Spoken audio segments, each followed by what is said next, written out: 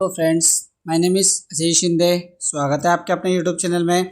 मध्य प्रदेश वर्ग 2 चयन परीक्षा 2025 के रिगार्डिंग लेटेस्ट अपडेट सामने निकल कर आया, जिसमें आप देखेंगे कि आवेदन फॉर्म भरना है आपके कि माध्यमिक शिक्षक चयन परीक्षा का आवेदन फॉर्म आपको कैसे भरना है। जी फ्रेंड, फॉर्म भरना स्टार्ट हो चुके हैं, लिंक यहाँ पे ओपन हो चुकी है। अब आपको आवेदन यहाँ पे कैसे करना है आगे आपको बताएंगे। आवेदन से प्रिंट तक की संपूर्ण जानकारी इस वीडियो के माध्यम से मिलने वाली है। एक बार फिर आपको बता रहे हैं कि एक गलती आपकी नौकरी से आपको बाहर कर सकती है, तो कोई भी फॉर्म भरते समय यहाँ पे गलती नहीं होना चाहिए। आपको फॉर्म पूरा स्टेप बाय स्टेप यहाँ पे पूरा भरना बताएंगे कि क्या क्या डॉक्यूमेंट आपको लगेंगे, उसमें गैस का जो सर्टिफिकेट है वो कहाँ पे लगने वाला है, उसकी जानकारी भी आपको इस वीडियो के माध्यम से मिलने वाली है।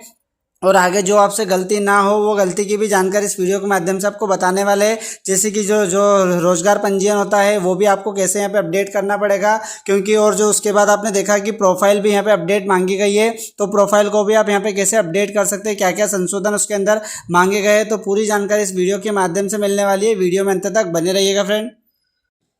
तो चलिए फ्रेंड, सबसे पहले आपको ईएसबी की साइट पर आना है और यहाँ पे जैसे ओपन करेंगे तो आपको आवेदन पत्र यहाँ पे दिखेगा। इस वाले ऑप्शन पे आपको क्लिक करना है।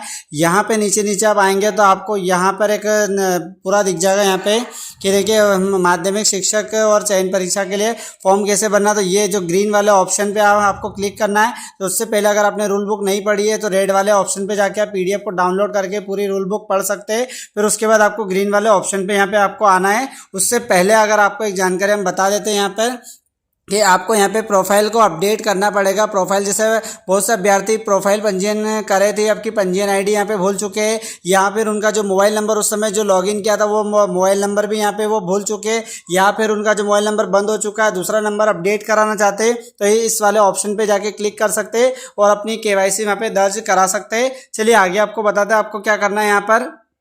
तो ये ग्रीन वाला ऑप्शन दिख रहा है, इस वाले ऑप्शन पे आपको क्लिक करना है। जैसे आप ये वाला ऑप्शन पे क्लिक करते हैं तो यहाँ पर आपको दिख जाएगा, इसमें अंदर मध्य प्रदेश कर्मचारी चयन मंडल हेतु आवेदन पत्र है। इस वाले ऑप्शन पे आपको क्लिक करना है। फ्रेंड, पूरा स्टेप बाय स्टेप आपको इस वीडियो के माध्यम से बताया जाएगा। अगर आप स्किप करेंगे तो बाद में आप ही को प्रॉब्लम होगी, इस बात का आप यहाँ पे ध्यान रखिएगा।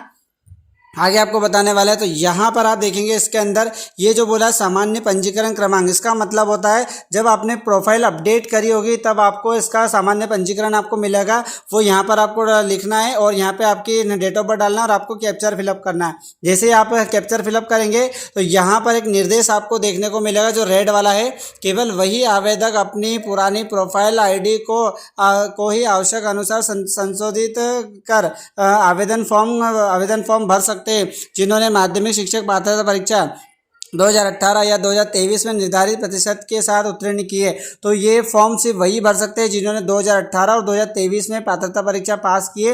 ये सिर्फ उनके लिए फॉर्म यहाँ पे ओपन किया गया, बाकी अदरवाइज कोई भी यहाँ पे फॉर्म फिलअप नहीं कर सकते। और एक और आप यहाँ पे देखेंगे नीचे की तरफ कि एडिट प्रोफाइल रजिस्ट्रेशन, अगर आपने अभी तक प्रोफाइल को रजिस्ट्रेशन यहाँ पे नहीं किया, आपकी प्रोफाइल अगर आपकी पुरानी है, फोटो पुराना लगा है, आपके सिग्नेचर चेंज हो चुके हैं या फिर आपके मोबाइल नंबर उस समय जो डाला था वो यहाँ पे बदल चुका है, आपको यहाँ पे चेंज करने, तो इस वाले ऑप्शन पे भी जाके आप यहाँ पे क्लिक कर सकते हैं। उसके बाद यहाँ पे पूरी जानकारी तो मैं आपको क्लिक करके बता देता हूँ यहाँ पर। तो देखिए यहाँ पर आपका जो पुराना पंजीयन क्रमांक है वो आपको डालना है, यहाँ पे उसका पासवर्ड डालना है, यहाँ पे उसको कैप्चर फिलअप करना है और फिर उसको क्या करना है, यहाँ पे लिखा है प्रोसीड टू एडिट, इस वाले ऑप्शन पे आपको क्लिक करना। अब जो आपको एडिट करना है वो आप यहाँ पे एडिट कर सकते हैं। मैंने आपको नाम बता दिए गए, या तो फोटो एडिट कर सकते हैं, सिग्नेचर कर सकते हैं या फिर मोबाइल नंबर आप एडिट इसके अंदर कर सकते हैं। अब आगे प्रोसेस के बाद आगे बढ़ाने के बाद आपकी प्रोफाइल बन जाएगी।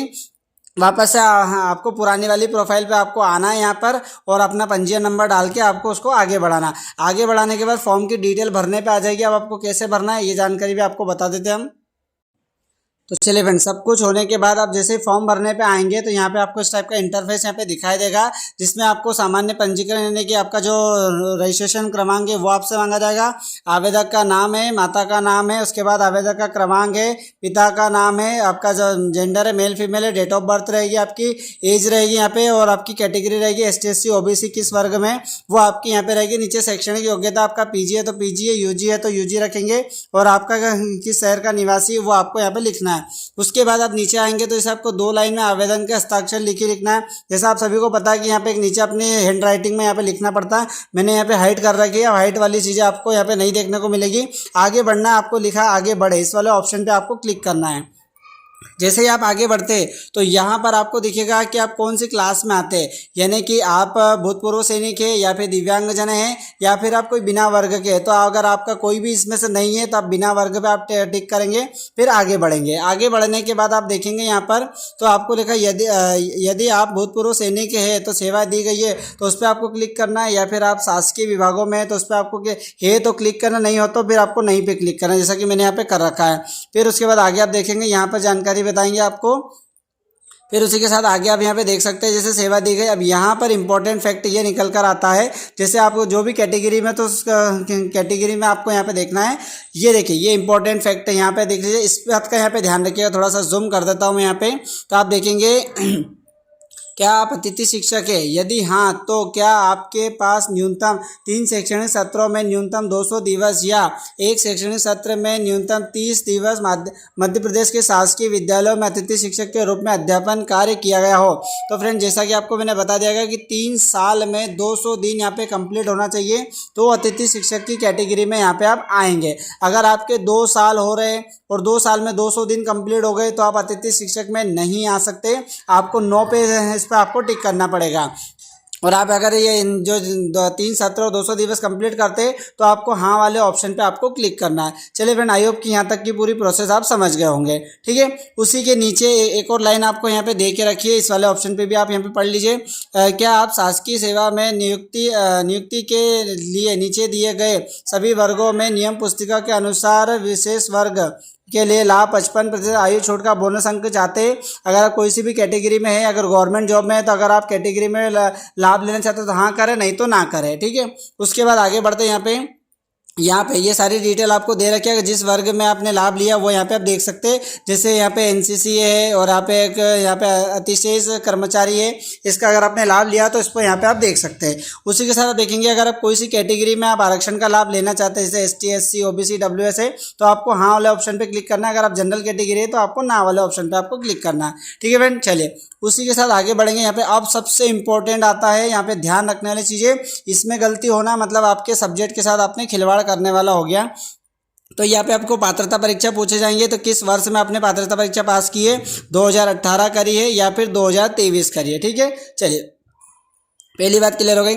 यहाँ पर आपको उसका रोल नंबर लिखना है, कौन सी श्रेणी में है वो लिखना है, आप दिव्यांगता का प्रमाण पत्र वो आपको लिखना है, और सब्जेक्ट यहाँ पे कोड दिया, स्कोर दिया कि आपके विषय का जो स्कोर है वो कितना है, यानी कि आपने वर्ग जो 2 पास करी है पात्रता परीक्षा है, आपको कितने क्या 98 नंबर आए या 102 नंबर आए या फिर 75 नंबर आप क्वालिफाई है, तो वो नंबर आपको यहाँ पे लिखना है। आपका सब्जेक्ट के अनुसार रहेगा, जो भी आपका सब्जेक्ट रहेगा वो यहाँ पे मेंशन हो जाएगा। आपका विषय का कोड रहेगा, फिर आपको करना है कि विषय का चयन, इस वाले ऑप्शन चेक बॉक्स पे आपको करना है क्लिक। जैसे ही आप यहाँ पे क्लिक करते हैं तो एक और इम्पोर्टेंट जानकारी सामने निकल कर आएगी। अब आपको यहाँ पे 2 डिपार्टमेंट चूज करने को दिया कि अपनी चॉइस के अनुसार विभाग के प्राथमिकता क्रम का चयन करें। आपको एक DPI दे के रखा है और एक ट्राइबल आपको दे के रखा। अगर आप कभी ट्राइबल विभाग जैसे आप ट्राइबल विभाग होते हैं, जैसे आपने बताया झाबुआ अलीराजपुर हो गया है ना, ये फिर कोई ऐसे जिले हो गए जहाँ पर वो ट्राइबल इलाका है, वहीं पर अगर आप जॉब के लिए अप्लाई करना चाहते हैं तो पहले ट्राइबल को सर्च कर टिक कर सकते हैं, और अगर आप DPI में जाना चाहते हैं तो पहले आप DPI को कर सकते हैं। ट्राइबल का DPI का मतलब होता है कि आप कभी न कहीं पर भी आपका नियुक्ति होती है, जैसे मान लो अब रीवा जिले में आपका ट्रांसफ़र हो चुका है तो रीवा जिले से अगर आप इंदौर आना चाहते हैं तो ट्रांसफ़र ले सकते हैं, पर अगर ट्राइबल विभाग में आपका सिलेक्शन होता है तो बहुत कम चांसेस होते हैं आपके ट्रांसफ़र होने के।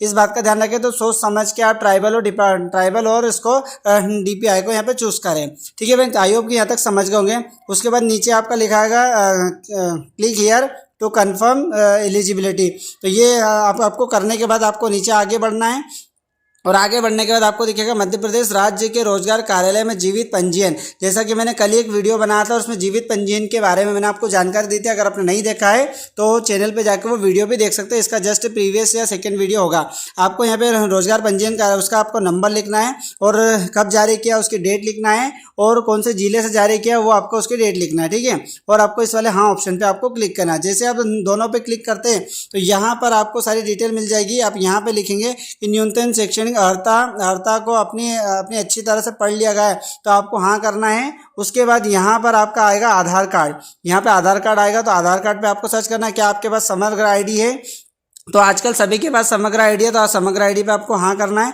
हाँ करने के जैसे आप हाँ करेंगे तो ये वाला ऑप्शन ओपन हो जाएगा, और ओपन करने के बाद आपकी समग्र आईडी यहाँ पे मेंशन यहाँ पे इसके अंदर कर दीजिएगा।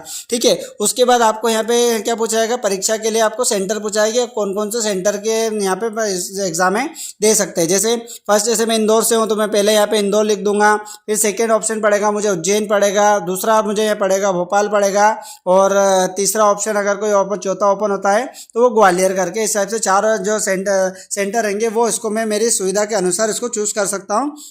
आप भी अपनी सुविधा के अनुसार इसको यहाँ पे देख लीजिएगा। ठीक है, आगे बढ़ते हैं। तो जैसे ही सब सबमिट होता है तो आपको घोषणा पत्र पे आपको क्लिक करना है और आगे बढ़े पे आपको क्लिक करना है। जैसे आप आगे बढ़े पे क्लिक करते हैं तो यहाँ पर आपकी पूरी जानकारी हो जाएगी कंप्लीट। अब आपको क्या करेंगे कि यहाँ पे उसके लिए भेज देगा पेमेंट के लिए, तो पेमेंट आप अपनी आईडी जो आपकी रोजगार पंजीयन आईडी रहेगी उससे भी आप यहाँ पे कर सकते हैं, या फिर अपनी कोई अगर एमपी ऑनलाइन पे जा रहे हैं तो वहाँ से आप उसको पेमेंट कर सकते हैं। पेमेंट होने के बाद सक्सेसफुली आपको मैसेज आ जाएगा ओटीपी के माध्यम से, और जैसे सक्सेसफुली आता है तो आप अपना प्रिंट यहाँ पे निकाल सकते हैं, और प्रिंट निकालने के बाद अपने पास उसको संभाल के रखे, और जब भी उसका कोई जो एडमिट कार्ड निकालेंगे तो उसके आपकी यहाँ पे ज़रूरत पड़ेगी। तो फ्रेंड ये मैंने आपको पूरा फॉर्म शुरू से लगा के एंड तक की पूरी प्रोसेस बता दी है कि कैसे फॉर्म को फिलअप करना है, कौन कौन सी गलती आपके सामने नहीं होना चाहिए, उस बात का आप यहाँ पे सख्त ध्यान रखिएगा। जल्दबाजी ना करें, आराम से उसको फॉर्म को फिलअप करें, क्योंकि अगर आपने कोई एक भी गलती कर दी तो आपके साथ में बहुत बड़ा नुकसान होगा। यहाँ पे एडमिट कार्ड जारी नहीं किए जाएंगे और आप इस वजह से यहाँ पे बाहर हो सकते हैं। तो फ्रेंड ये रही आज की जानकारी। वीडियो पसंद आया तो वीडियो को लाइक करें, दोस्तों के साथ शेयर करें, चैनल पे पहली बार हो तो चैनल को सब्सक्राइब जरूर करें। जय हिंद, जय भारत।